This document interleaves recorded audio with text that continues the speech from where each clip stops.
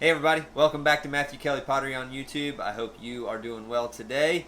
You're probably thinking, another plate video? Well, yes, because in the last one that I just made here recently, I was talking about a new plate design, but I only threw salad plates in that video, and I had a few people say, I want to see the dinner plate. Well, today I was throwing dinner plates because I'm working on those for an order as well, and so I thought, hey, I know I just made one recently, but today we'll just go through, might be a little bit shorter video, but we're going to go through how I make the dinner plate. It's not much different than the salad plate, but just so you can see a larger scale plate of the same design.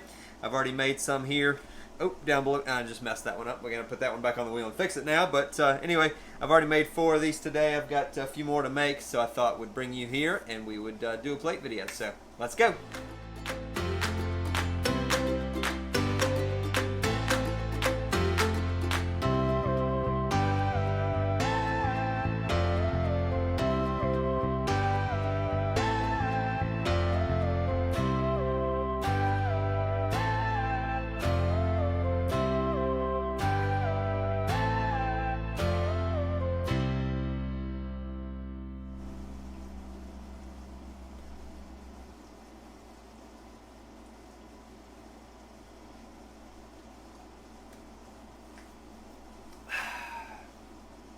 Woo! Everything tastes better out of a pottery cup. Look at this cup. This is one I kept from the first wood firing. Look at the difference in this one. Look at that. That blue drip right there. As soon as you turn it, look at that. Look at that. This is all the same glaze. Turn it here. Look at this cool metallic-y area there. And then it goes back to this blue and the drips. And you even got where the ash and the salt hit it, it kind of bleached that blue right in there.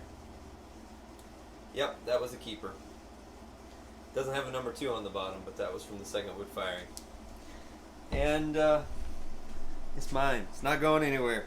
Actually, this one had some salt buildup in the bottom of it. And so after I cleaned the salt out, some of the salt was still coming through the clay on the outside. So I was like, well, that's not really sellable. So I'll just keep it, and then after we've washed it a few times, it's fine. There's no more salt coming out of the clay, but there was so much salt that built up in the bottom, it was actually like coming out through the clay on the outside. You could actually wipe white dust on the outside. It was pretty crazy, but I'm glad I have it now. Alright, now to the video. Alright, for these, as I said in the last video, I make my new dinner plates out of 2.5 pounds of clay, so this is 2.5 pounds of clay. I got my larger round masonite bats. I already have my gauge set to where it needs to be. These are about 11.5 inches wide and somewhere around 1 1/8 to 1 1/4 tall. The rest of the design, of course, is all just by feel and consistency. But we're going to start out by throwing this down and get this centered, and we'll hop right into the video. But I was drinking out of that cup earlier, and I thought I need to show this off on camera because that is one beautiful tumbler, and I'm glad I kept it. So I hope you guys enjoyed that little clip there. But other than that, we'll get right into the video here. We won't do an inspirational story, and we won't do anything else. We'll just hop into making plates. So after centering these, I do open up the clay ball with the heel of my right hand because I feel that's a stronger and flatter part of my hand than trying to use any of my fingers. So after I get this centered, I use the heel of my hand, you'll see right here, and I push down in the center. But then I do use my fingertips to clean off around the edge here, because as you're flattening that clay out, you don't want to trap any of the slip underneath that lip, because that will actually cause to trap that under there. It'll cause the clay ball to get off and mess it up. Either that or you'll trap some air underneath that lip. So I try to, as I'm doing this, I'll go out a little bit, and if I feel like I need to, clean up around that edge right there, just that little bit of slip, come back to the center and continue to push that out. So once I have this laid out, I've got a little bit more of a thickness out here on the outside edge, just like I did with the salad plate. That allows me to go up under that. I use the pointy part of this rib to push up under that. I want to get in there a decent amount because, as I said, these plates, I like for them to stack in each other very well, and that depends on kind of having a little bit smaller bottom. And so I dig up under there about that much, then I'm going to go back up under there and make my little foot that I put on most of my pieces. So I separate that clay down, make that little roll for a foot. Also gives me a great spot to glaze to when I'm glazing. Alright, now I'm going to clean the water out from around the bottom like I did there. Now I'm going to go ahead and lay over this lip. Just a little flat spot there, and then I'm going to shape how I do the shape in here, because it's kind of straight right now because I'm working under there. I'm just going to kind of push down with my index finger on my left hand, using my thumb on the outside to kind of guide it, and I'm just going to curve that as I push down in. I'll get a different angle of this here in a minute, but I push down in, and so I can get that nice curve going down to the bottom of the plate, so I don't have a ring around the bottom. I like to have that nice curve all the way down to the bottom. And there we go, there's a plate. Alright, after I move this board here that's full of plates, I'll bring you back at a different angle and we'll make some more.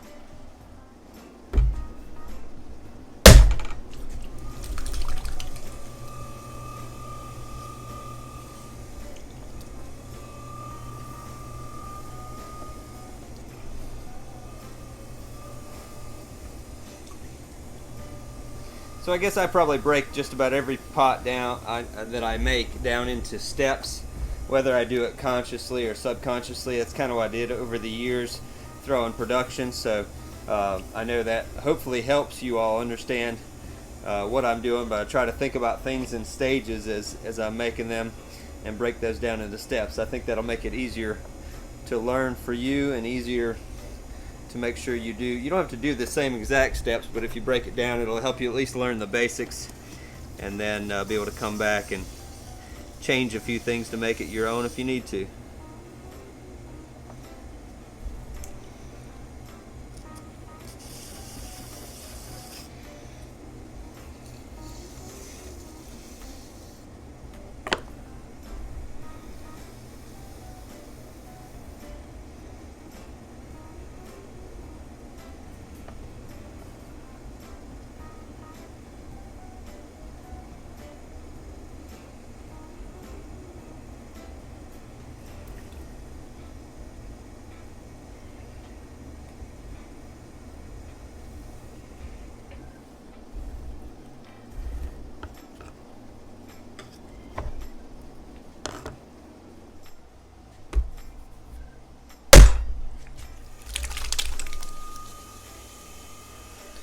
Alright, we're doing one more here for good measure, and I'll explain again all the steps. Of course, centering the clay ball. Good thing about, like I said, throwing plates is that it's a lot easier to flatten out the clay than it usually is to bring up a tall, skinny cylinder. And like I said, I use the heel of my hand on my right hand, because that's my dominant hand, and I can put more pressure on it by pushing straight down like that. So I'll push down in the center, start to come out a little bit, and then I want to clean off that excess slip around there. You saw some of that fly off my hand. So, and then I'll continue to flatten that out. Maybe try it one more time. There's usually not much slip there the second time, but I like to just make sure. And then as far as flattening this out, like I said, I just try to get this really flat. You can use a rib on the bottom if you want, but I just found with the heel of my hand I can get it pretty flat in the bottom, and I no need to go in there with a rib. Then I take, like I said, the pointy part of this rib, and I'm going to stick it up under that rim, but you can see it's a little bit thicker out here already than it is. The rest of this is flat all the way out to about here, and then it starts to get a little bit thicker. But that allows me that extra thickness. Then when I push up under, I kind of pinch together between the rib and my hand on the inside, as well as my thumb on this hand is underneath the lip as well. Just kind of pinching that together to pull up the rim with that extra clay that's out there. Then I'm going up under there to make that foot, supporting it on the inside while I do that. Alright, finish making that foot. I'm going to clean the excess water out because I won't be able to get back up under there. Add some water to the rim so I can form the little lip. I'll lay that lip over. And then for shaping this down from here, you can see right now, if I clean the water out of here, that's kind of like straight down and then over. And what I'm going to do is just take my finger and kind of support it underneath this I'm going to support underneath the lip here with my thumb, and as I push down with this finger, I'm going to kind of curve that while I'm pushing down, and that allows me to shape that, and I don't distort it because I'm supporting the rim with the thumb of that same hand while I'm doing that. That's a little trick there that I didn't even realize I was doing until I went to explain it, and I'm like, oh yeah, that's what I do. That's pretty cool. So there I have that nice curve, flat bottom, got that little lip, and then underneath we have that nice little foot on the bottom.